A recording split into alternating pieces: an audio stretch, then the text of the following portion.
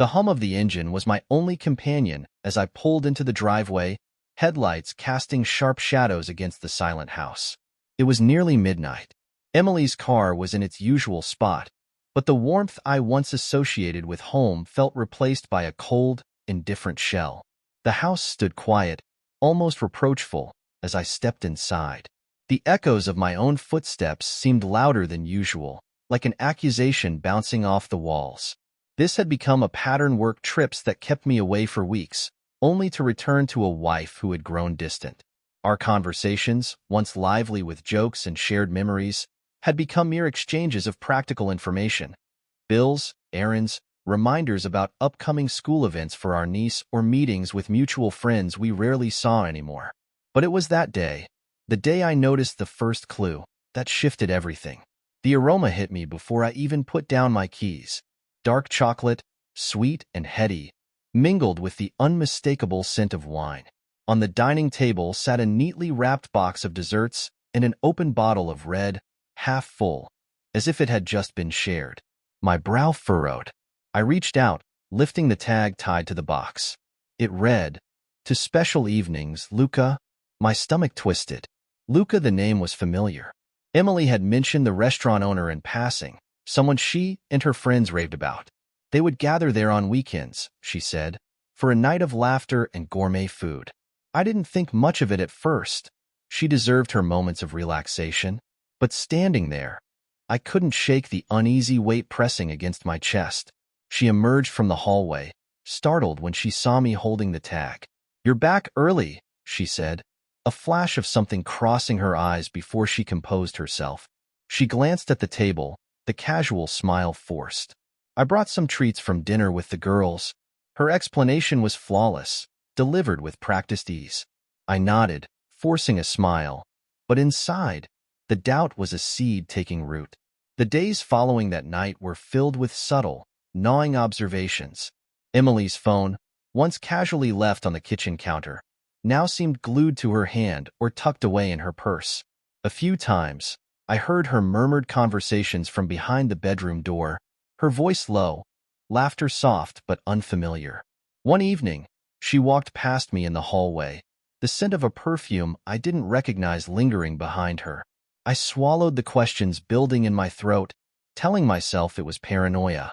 We were just going through a rough patch, right? Then came the day that sealed my suspicions. I returned home early from a canceled meeting, the quiet clicking of my keys barely masking the sound of her voice coming from the living room. I stopped mid-stride, listening. "No, tonight isn't good, Luca. He'll be back by then." "Yes, I'll see you tomorrow." I backed away from the door, the blood pounding in my ears. The way she said his name, a mix of caution and familiarity, was enough. She turned around suddenly, phone still in hand, her eyes widening when she saw me. "Everything okay?" I forced out, my voice tight. She hesitated. A split-second pause that told me more than any confession could. "Just talking to Sarah," she said, too quickly, with a smile that didn't reach her eyes. "We were making plans for brunch." I nodded, but the seed of doubt had sprouted, its roots digging deep. Days passed, each one blending into the next with a veneer of normalcy that felt like a cruel joke. The more I looked, the more I noticed details that didn't fit, pieces of a puzzle I never thought I'd need to assemble. Emily's casual explanations sounded rehearsed, her smiles tinged with a tightness that spoke of something held back. My suspicion grew, fueled by each small inconsistency that whispered lies into the silence of our once warm home. It started with her phone habits. Emily had always been open with her devices left on counters, pinging with messages she'd glance at without concern.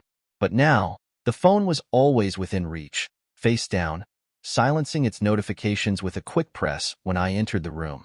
I would catch her fingers typing furiously, only to stop abruptly when she felt my gaze.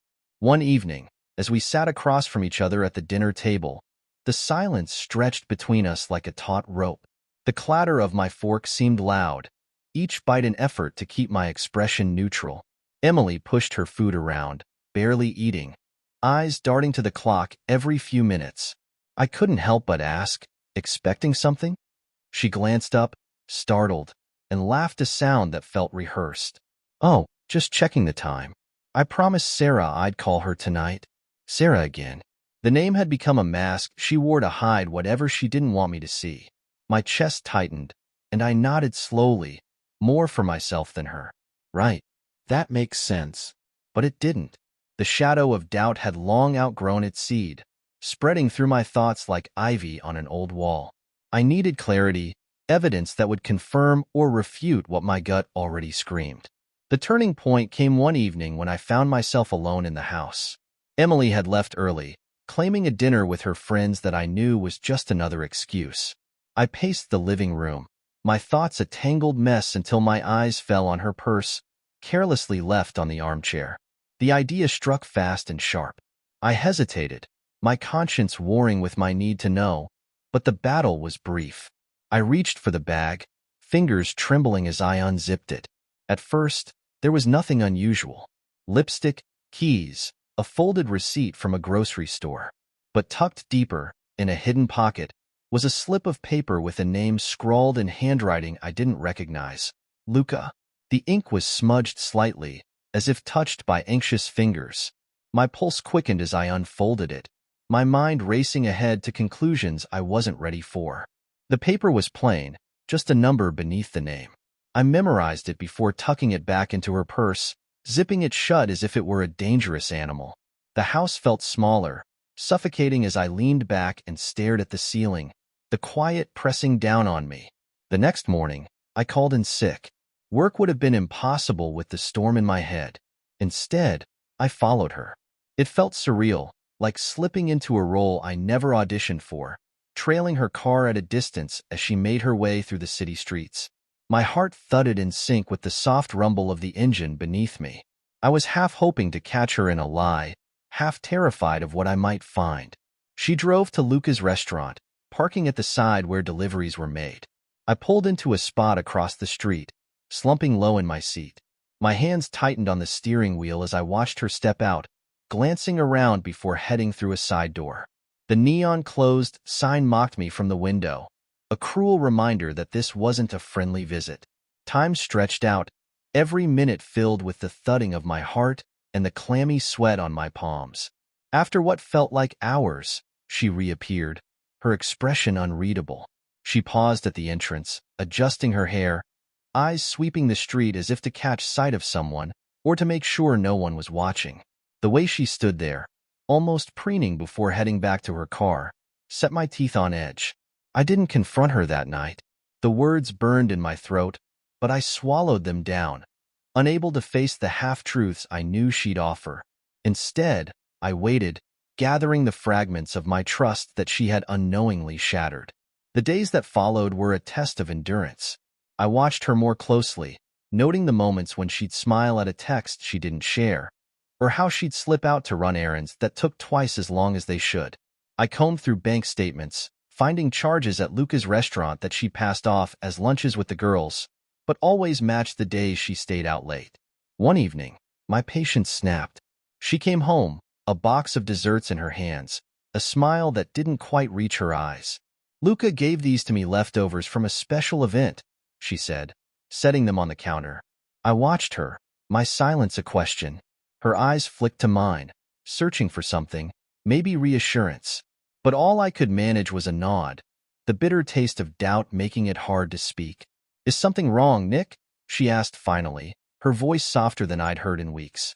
I took a breath, forcing calm. No, Emily. Everything's fine. But it wasn't, and we both knew it. The whispered lies had built a wall between us, and it was only a matter of time before it all came crashing down. The next few days were a blur of tension and denial. The house was quiet, punctuated only by the ticking of the clock and the sound of Emily's footsteps as she moved from room to room. Every shared glance felt heavy, laden with unspoken words. I became an unwilling observer, watching her closely, reading between the lines of her conversations, her smiles and silences. One night, unable to sleep, I sat in my office, staring at the piles of work I had neglected. My mind was elsewhere, haunted by the image of Emily walking out of Luca's restaurant, her hair catching the light in a way that had once made my heart swell with pride. Now, It felt like a cruel mockery. I reached for my phone, fingers hovering over the contact list, before scrolling to an old number. Alex, an old friend who had started a private investigation firm after retiring from the force. Nick? It's late. Everything okay?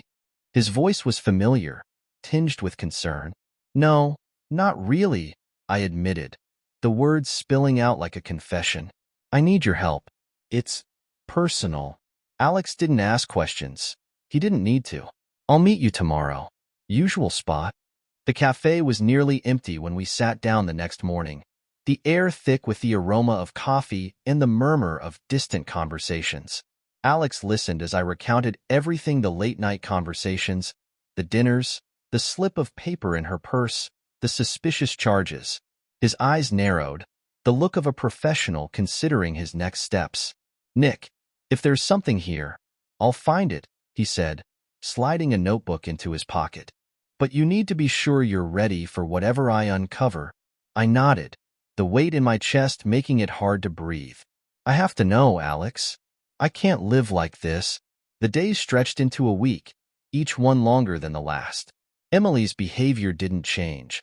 She moved through our house like an actress in a play, her lines perfect, her smiles effortless.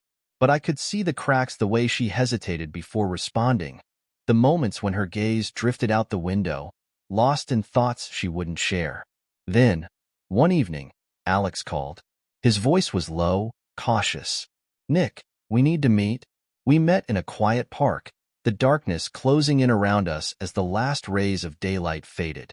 Alex handed me an envelope, his expression grim. There's enough here for answers. But it's not easy to see. My hand shook as I opened it, the first few photographs sliding into view. They were grainy but clear enough to show Emily and Luca at a corner table in his restaurant, their heads bent close together. There were more, each one a dagger to the chest, an embrace, a shared laugh, the warmth between them undeniable. The final blow was a shot of her leaving through the side door late at night, Luca's hand resting at the small of her back. A cold numbness swept over me.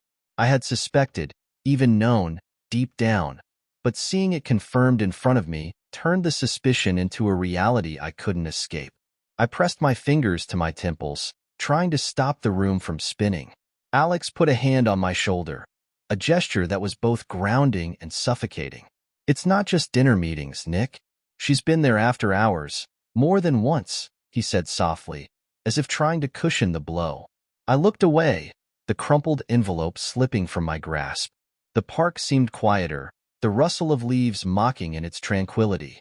My mind was a cacophony of questions, none of which I could answer without shattering completely. How long had this been going on? Was I so blind, so caught up in my work that I didn't see it? I'm sorry, Nick, Alex said, breaking the silence. I nodded stiffly, unable to form words. Apologies couldn't patch the crack that had split open in my life. I stood up, pocketing the envelope without another glance. Thank you, Alex. I'll take it from here. The drive home felt longer than usual. I replayed every memory, every time I'd seen her smile, that same smile at me, now knowing it had been shared with someone else. When I parked and turned off the ignition, I sat in the dark for a long moment, the silence inside the car pressing down like a weight. Emily was in the kitchen when I walked in, humming softly as she arranged flowers in a vase. She turned and smiled, a real one this time, oblivious to the storm that was brewing behind my eyes. You're home late, she said, tilting her head slightly. Everything okay? I swallowed hard, feeling the edge of the envelope dig into my pocket. I nodded, words failing me. Yeah, just needed some air. I watched her move, the graceful ease that had once been my refuge now a source of resentment. I wanted to confront her, to throw the photos on the table and demand answers, but something held me back. I needed time to think, to decide how to face this reality without letting it consume me. But one thing was clear. The unseen truths that had hovered like a shadow were now exposed, and there was no turning back. The days that followed were a slow bleed of anguish and quiet rage. The photographs and Alex's report sat in my desk drawer, a hidden reminder of everything I was too cowardly to confront. Emily continued as if nothing had changed, filling our home with her practiced smiles and airy conversations. I played along, nodding at the right moments, saying what was expected. Inside, though, I was unraveling. But I couldn't let it end like this. Not with me cast as the oblivious, betrayed husband. If she was rewriting our story, I'd pin the final chapter. It wasn't just revenge I needed to reclaim the power I'd lost. It was during one of my evening visits to Luca's restaurant, under the pretext of a business meeting, that I found my unexpected ally. Mia, the sommelier, had always been there, sharp-eyed and attentive, with a presence that commanded attention. She was different from Emily, her warmth understated but genuine. That night, as I nursed my drink and watched Emily through the restaurant's window, I felt Mia's gaze on me. She approached, a question in her eyes. "Another late meeting?" she asked, tilting her head, her voice a curious mix of professional and personal. I nodded, my fingers drumming against the glass. "It seems so." She studied me for a moment, then leaned in, dropping her voice to a conspiratorial whisper. "You know, I've seen you here before. Always alone, and not just for work." I met her eyes, a glint of knowing there that told me she'd seen more than I thought. There was an unspoken understanding between us, an acknowledgement of truths neither of us had voiced. The urge to speak, to share the burden of what I knew, surprised me. "It's complicated," I said, my voice barely steady. Mia smirked, a bitter edge to it. "Isn't it always?" The conversation shifted that night. What began as idle chatter over wine evolved into a shared sense of camaraderie. Mia spoke of the city, the oddities of the restaurant business, the unspoken dynamics among the staff. I listened, the warmth of her voice seeping into the cracks Emily's betrayal had left. By the time the restaurant dimmed its lights for closing, there was an understanding between us. Neither of us was looking for answers, but we found comfort in the exchange. Over the next week, I returned more frequently.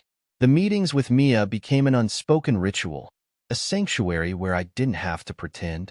Our conversations stretched longer, the silences between us more charged. And slowly, the idea took shape in my mind. If Emily had found her outlet, why shouldn't I? The next step wasn't planned. One evening, after a particularly quiet day at home where Emily had spent hours texting on her phone, I decided to take a chance. I texted Mia, "You free tonight?" Her reply came quickly. "Always. Come by after closing." I arrived just as the last patrons were leaving. The restaurant was dim, the warm glow of candles casting soft shadows across the polished tables. Mia greeted me with a small smile, the kind that held secrets. She poured 2 glasses of a rich red wine and sat across from me, the air between us taut with unspoken thoughts. "This feels different," I said, not needing to explain what I meant. Mia nodded, her gaze steady. "It does."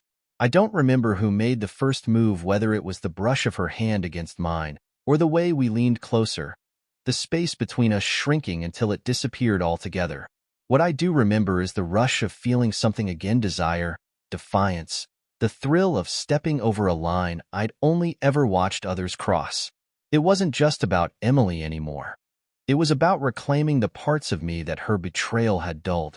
After that night, Mia and I met regularly. What started as whispered conversations became moments stolen in the quiet of the restaurant after hours. I didn't pretend it was love, and neither did she. We both knew what this was, a spark in the ashes of something else. But with every meeting, I felt the balance shift. I was no longer the man Emily had kept in the dark. I was rewriting my story too. Emily noticed my changes. I could see it in the way she glanced at me over dinner, her brow furrowed as if trying to decipher what had shifted. The irony made me smile. She wasn't the only one holding secrets now. One evening, as she cleared the dishes, she paused.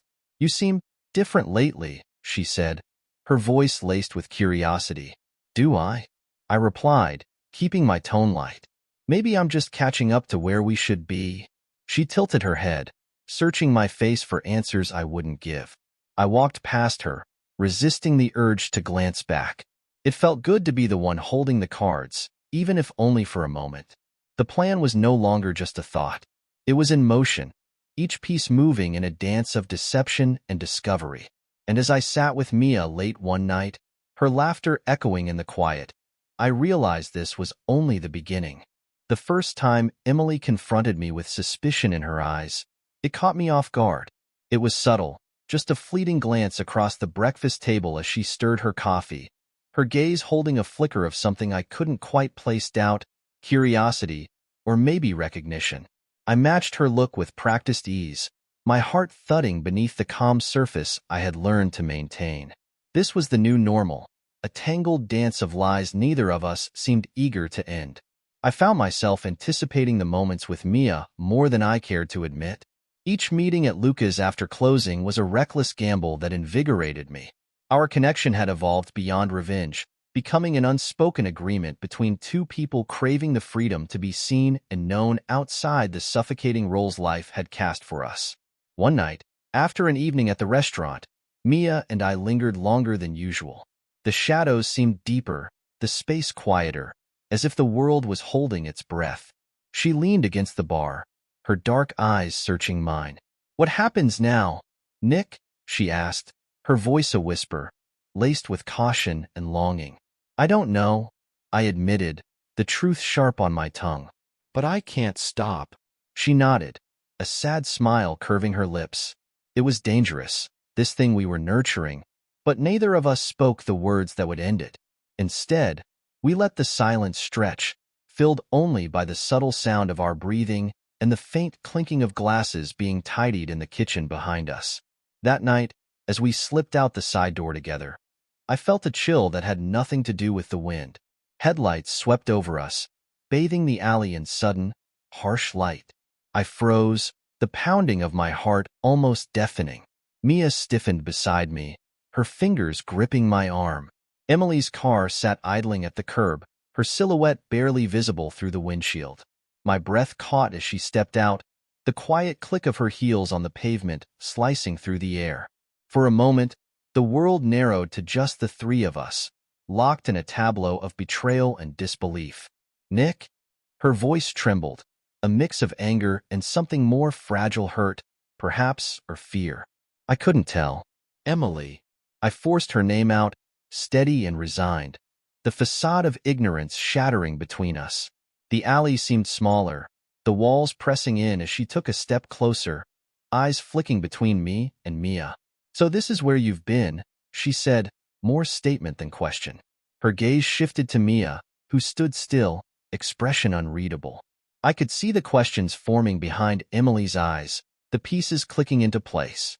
Before I could respond, Luca's voice called out from the door, cutting through the tension like a knife.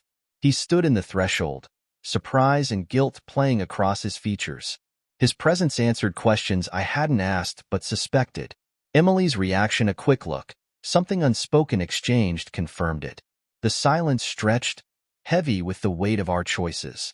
It was Luca who spoke first, breaking the spell. "Emily, I think we all need to talk." Mia shifted beside me, exhaling a breath that seemed to steady her.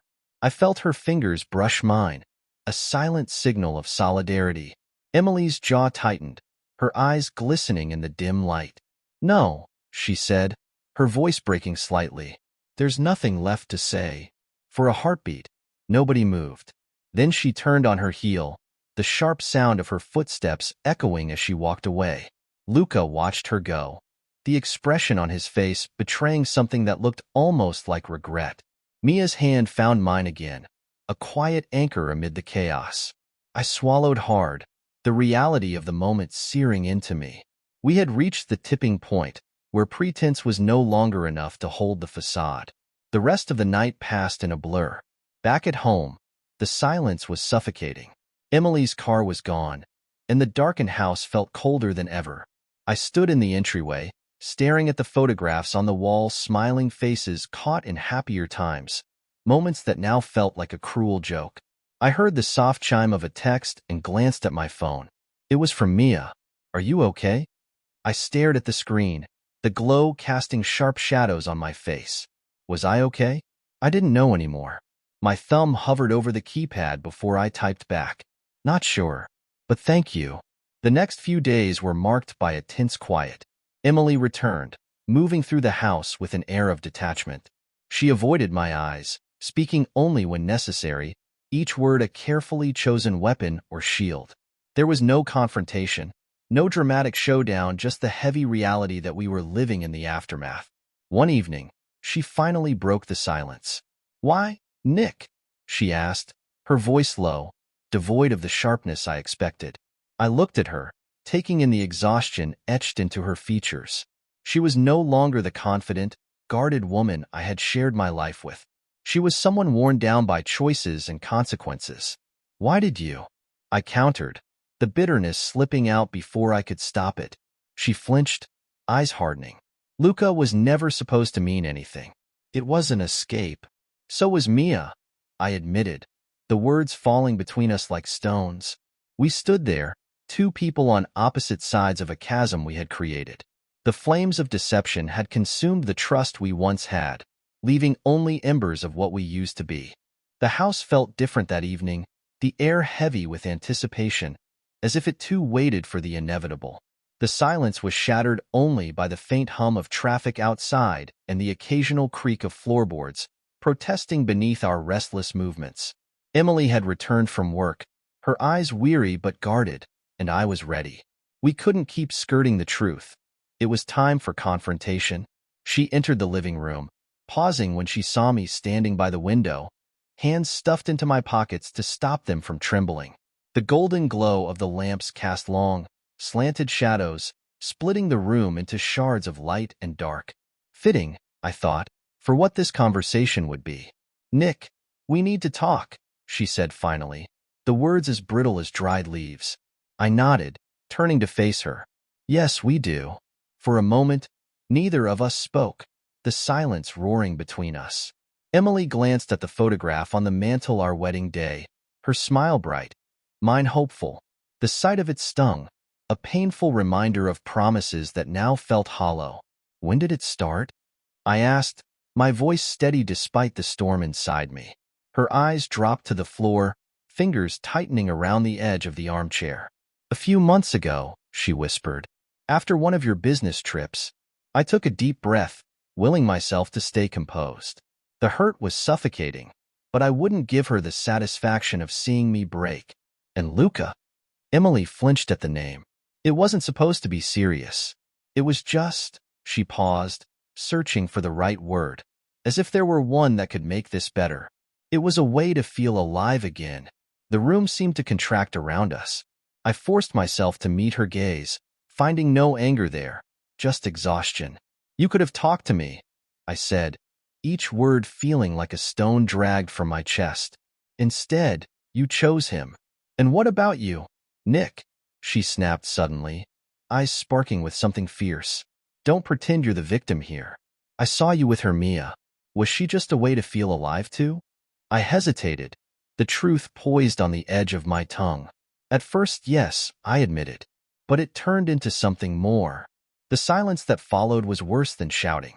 It was as if we were standing at the center of a battlefield, surrounded by the echoes of things we hadn't said, all the accusations we'd held back. Emily's expression crumpled, the mask of composure slipping. "Why did we let it come to this?" she asked, more to herself than me. The question hung between us, an echo of shared failures. I shook my head. "Maybe we stopped trying," I said quietly. "Maybe we both wanted different lives, but were too afraid to say it." Her eyes glistened, unshed tears pooling but never falling. "I thought I hated you for being gone so much, for putting work above us. But then, when I started going to Luca's, I realized it wasn't just you. It was me too. I changed, Nick." I wanted to argue, to remind her that I had worked to build something for us, to make our life secure. But the fight left me. She was right, she had changed. And so had I. "And what now?" I asked, voice raw with uncertainty. "Do we just pretend this never happened and go on lying to each other?" Emily looked away, her gaze drifting to the window as if seeking answers in the dark outside. "I don't know," she admitted, her shoulders slumping. "Maybe we can't go back." Before I could respond, there was a knock at the door. The sound sliced through the tension, startling both of us. Emily's eyes met mine, wide with sudden panic. We knew who it was before I even opened the door. Lucas stood there, his face pale, eyes shadowed with regret. Behind him, Mia lingered, her expression unreadable but resolute. It was as if fate had orchestrated this moment, drawing all four of us into a tangled reckoning. "Can we come in?" Luca asked, his voice low, strained. I stepped aside, a silent invitation that felt like a surrender. Emily's breath hitched as Luca entered, eyes locked on her with a mix of longing and guilt. Mia stepped in next, her presence steadying me despite the chaos. "We need to talk," Mia said, breaking the silence with a calm that belied the storm swirling between us all. Luca's gaze never left Emily, who stood frozen in the middle of the room. "I didn't mean for any of this to happen," he began, his voice cracking. "It was a mistake." Emily flinched, and I saw the way her fingers trembled. "A mistake?" she echoed, the word tasting bitter even as she said it. Mia glanced at me, her eyes soft but clear. "Maybe we've all made mistakes," she said, her voice steady. "But this is where it has to end." The weight of those words settled over us, heavy and inescapable. Emily's eyes met mine, and for a moment, the anger and betrayal between us were replaced by something more profound: acceptance. We had crossed too many lines, burned too many bridges. "Nick, I think we need to let go," she said, her voice barely above a whisper. I nodded slowly, feeling the finality in her words. The flame of deception had consumed everything, leaving only the ashes of what we once were. And as I stood there, surrounded by the remnants of our choices, I realized that maybe, just maybe, we were ready to start anew but not together. The days following that night were surreal, like waking from a long, uneasy dream only to find reality more disjointed than the nightmare. The confrontation had left scars that were raw and visible, dividing our home into spaces where silence spoke louder than words. Emily and I moved like strangers, each step an attempt to avoid the places where our paths would cross, each breath carrying the weight of unvoiced goodbyes. It didn't take long before we made the inevitable decision. One evening, we sat down at the dining table, the same one where we'd shared countless dinners, where laughter had once bounced off the walls like music. Now it felt like a courtroom. The air was heavy, dense with unasked questions and unspoken agreements. "I've contacted a lawyer," Emily said, breaking the silence first. Her voice was steady, resigned, as if she'd rehearsed this conversation 100 times in her head. I nodded, not surprised, just relieved. The past weeks had chipped away at whatever illusions we'd maintained. There was no pretending left. "Me too," I replied quietly. The words fell between us, drawing a line that neither of us had the energy to cross. For a moment, we just sat there, staring at our hands. The silence wasn't uncomfortable, not anymore. It was familiar, a silent admission that our story had run its course. There was no anger now, just the weight of acceptance pressing down on us. We would end things amicably, as two people who once shared a life but had grown apart.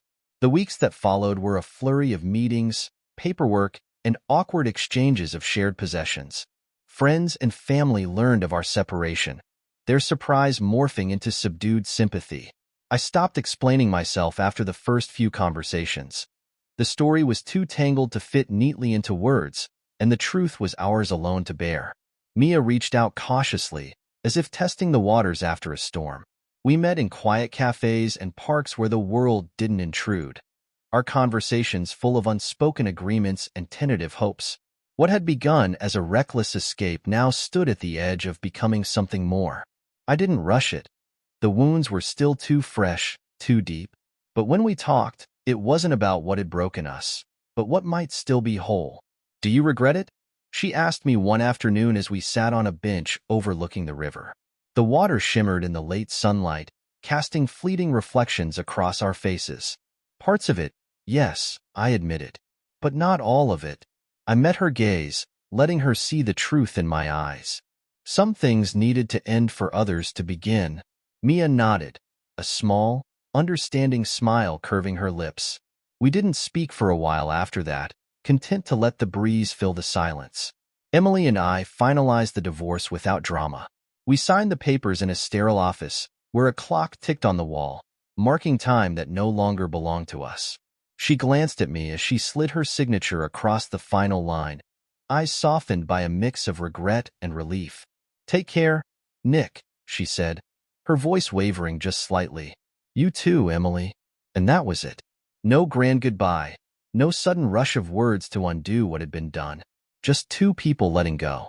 The house, once filled with the echoes of shared memories, became empty after Emily moved out. I found myself standing in the doorway of what had been our bedroom, the sunlight slanting in, highlighting the edges of the space that now felt foreign. It was strange how a place could become unfamiliar in an instant. But there was freedom in the emptiness, to a space to rebuild, to redefine who I was without her. I packed away old photographs, stored mementos that once meant the world but now served only as relics of a past life. The silence didn't feel oppressive anymore. It felt like a blank canvas. Mia's presence in my life shifted subtly. There were no grand declarations, no promises we couldn't keep. We simply spent time together, learning each other's habits, finding solace in the quiet moments. One evening, as we shared a bottle of wine at her apartment, I told her what I hadn't yet said out loud. "I don't know where this goes," I admitted, the vulnerability tasting strange on my tongue. "But I want to see where it leads." Mia's eyes met mine, warm and steady. "We'll figure it out," she said simply. And for the first time in a long time, I felt something like hope. Emily found her own path. Word reached me through mutual friends that she had started traveling, visiting places we'd once talked about but never had the time to see. Luca was no longer in the picture, and perhaps that was for the best. It didn't matter. We were past the point of caring about such things. Life moved on, as it always does. The pain dulled, replaced by something more forgiving, more tempered by time. I found myself enjoying the small things again: Sunday mornings without plans, the hum of the city at dusk, the way Mia laughed at the simplest jokes. One evening, I returned home to find her sitting on my front steps, a soft smile on her face and 2 cups of coffee in her hands. She handed one to me as I sat down beside her, the warmth seeping through the cup and into my fingers. "Here's to new chapters," she said, lifting her cup slightly. "To new chapters," I echoed, and for the first time in what felt like forever, I meant it. The past was behind us, but the future was ours to write. And that, at last, was enough.